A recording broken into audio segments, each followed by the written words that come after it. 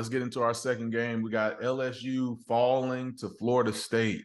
This was a interesting game, to say the least. A very surprising game, and I think this is what a lot of people thought Florida State was going to be last year when they kind of saw the flashes of what this offense could be. But I think definitely this is a very dangerous Florida State team. And it stayed close relatively in the first half. You know, you end the first half, LSU's up 17-14, and then the floodgates just completely opened in the second half. And everybody, these two teams were the definition of what can you do when you go out and build your roster completely through the transfer portal. Almost everybody on this field on both sides of the ball were people that they brought in from other schools, especially the playmakers. And I think what ended up happening was that secondary just could not contain what Florida State was on the outside. You got a giant receiver out there. I think they said, what was he, 6'6"? I forgot what the guy's name was. Johnny Wilson. 6'7", yeah. And then at the same time, you've got Keon Coleman, who came in from Michigan State, who's everything that they advertised him to be. The guy just a playmaker, jump ball, one-on-one. It was one clip they were showing that was happening at the game where he had a corner on him and he was pointing to the guy, looking at the sideline, saying, "Hey, it's one-on-one. Just give me the ball." And it was a touchdown. They called it. Hey. It was easy money, you know. So he gets 9 catches, 122 yards for 3 touchdowns. You get bringing Jaheim Bell for the tight end, receiver, flex player from South Carolina, ended up with 2 catches, 49 yards, a touchdown, and had a rushing touchdown also. It's too much. It's too much for you to try to cover at any point in time. And seeing what Jordan Travis did, he looked much more comfortable this year than he did last year. Last year, he was kind of panicky, kind of whatnot, but I think having that second year now in this system is really proven to be beneficial for him. You know, you go 23 of 31 for 342 yards, 4 touchdowns, only 1 turnover, interception. And then, but at the same time, on the other side, you go to Jaden Daniels. He looked flustered all night. And I think that O-line of everybody saying what we talked about in the last video of everybody in that camp saying their O-line was supposed to be much better, we didn't see it. They got absolutely just pushed around and destroyed. Jaden Daniels, I think from the beginning, he had that one run play where he tried to just scramble, go up the middle, ended up getting body slammed on his back. It just looked absolutely messy. And it looked at times where, especially in the second half, that they just looked defeated. That they didn't know what they were going to do. Now, Brian Thomas had a great game, 7 catches, 142 yards. I mean, hey, this weekend for receivers was huge. There's a lot of people in college football receivers that put up crazy numbers. But you know, outside of that, you don't really have much help going on. You know, you rushed your leading rusher was Jaden Daniels again, who rushed for, what was it, 64 yards? And nobody was even within 20 yards close of a rushing total. So you got no running game. You have no time to really drop back and pass the ball. They had no help. What did y'all think about it? Man, I think when you look at Jaden Daniels, this is where it starts with Brian Kelly, okay? You know, I'm a big fan of Brian Kelly. I've said it on every time we talk about LSU. I'm always very high on Brian Kelly.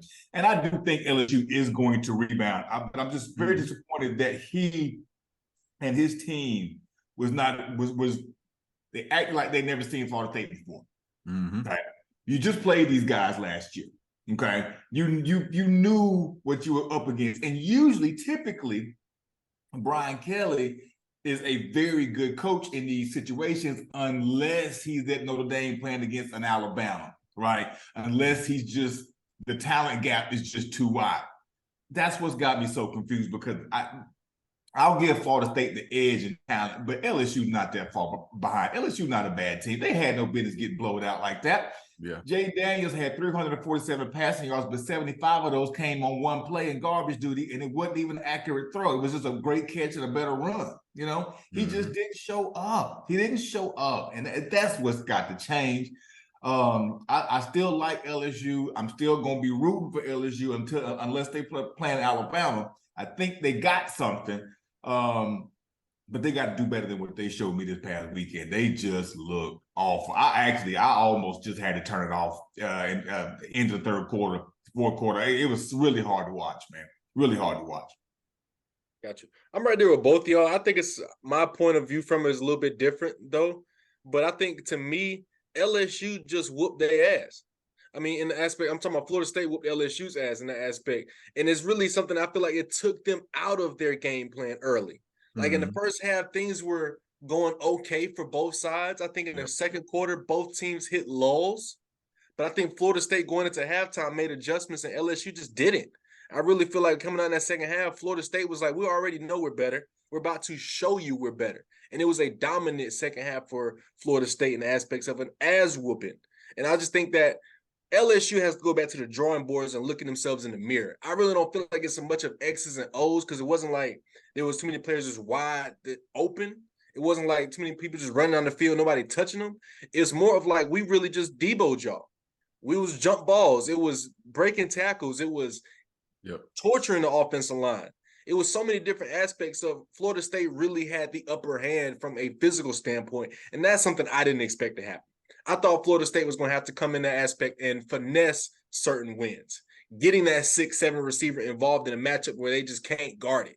But it was more like, okay, we can really come out with a vanilla offense, slants, play action, and we're scoring touchdowns on it. So I was really just shocked at LSU's performance. I think Brian Kelly has got to get this team's mentally back prepared because I think this was an embarrassing loss. Embarrassing losses early in the season are things you can recover from. Mm-hmm. But if you want to look at last year, you can't let this loss dictate a 3-loss to 4-loss season. It just can't happen. You got to come back in, maybe go 1-loss season, 2-loss season. I already got them losing to Alabama in my predictions. So 2-loss season is going to be tough for LSU to rebound off this one. I need to see more physicality, and I need to see more star play. That's something I missed from LSU. I didn't really see their stars get put in too many one-on-one positions where they can excel. Yeah, definitely. And it also in that second half when it got away from them, it just kind of from a coaching standpoint, they just looked like they did not know what to do as far as the coaching staffs for LSU. They just kind of that second half game plan. I don't know if they tried to go do adjustments. It doesn't look like it, but it just kind of looked like, hey, we in it after that first score in that third quarter. It kind of just looked like, all right, hey, we're out of this game. We don't know what to do. We just got to sit here and we got to take it. And that's a crazy aspect to come from, but especially for an LSU team. But that's how it played out. Yeah, but Van, you said one thing a couple minutes ago saying that the wide receivers this weekend for college football were incredible. I think that goes back to playing an incredible quarterback play. Mm-hmm. I think the quarterbacks all over the country this weekend were sensational. When you look at the quarterback play in this game, I thought Jordan Travis would be who he was. But I thought Jaden Daniels would bring a little bit more to the table and saying that you're not just going to overall outplay me as a quarterback versus quarterback. Yeah. That's what I'm like, to me, taking pride in. Saying the other guy across the field went through the same struggles I kind of went through early on in the game, but he came out and really just bust my ass as a quarterback competition. And I think when you look at this game, the better quarterback actually won. Yeah. Yeah. Which is not the case for a lot of these games across the country, but I'm in favor of Florida State's football team right now. I think they gave everybody a shock and showed that who they trying to get back to them old selves. Like the way look, which we're gonna get into that next. Florida State might take on the ACC title, so we're gonna see how this plays out for the rest of the year. Really gonna see that. I definitely got them as the favorites in the ACC right now after that play and seeing how everybody else did. Yeah, absolutely, man. And again, just again, my disappointment level with LSU. You come in with all these expectations. We talked about this last podcast when I was talking about Georgia and managing expectations and how they are probably the only team that can get in their own way. But LSU came into this game with a lot of expectations. They can still make some things happen, but like you said, they can't afford to lose another game if the national championship is something that they're aspiring for. And I know that was on their list of things to do this season. And knowing that this was on your list of things to do this season, I still just can't figure out how you come out and perform like that. It's just got to change. They got the right opponent next week. They just got to get it together. Huge talking point for LSU, though. Looking at the rest of the season, they have to go to Ole Miss September 30th, which is going to be a challenge for them based on what we saw again the other night.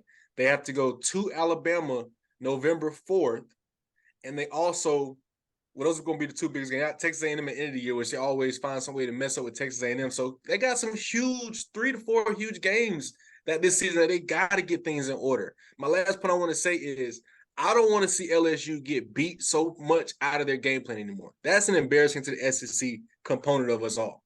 When a team says, I'm going to run this play right here, option left, read option left, and you can't even run the play because if Florida State is blowing through your line, that is go back to training camp issues. We can't have those issues. So I'm really, really going to be focused on Brian Kelly's coaching job for the rest of the year.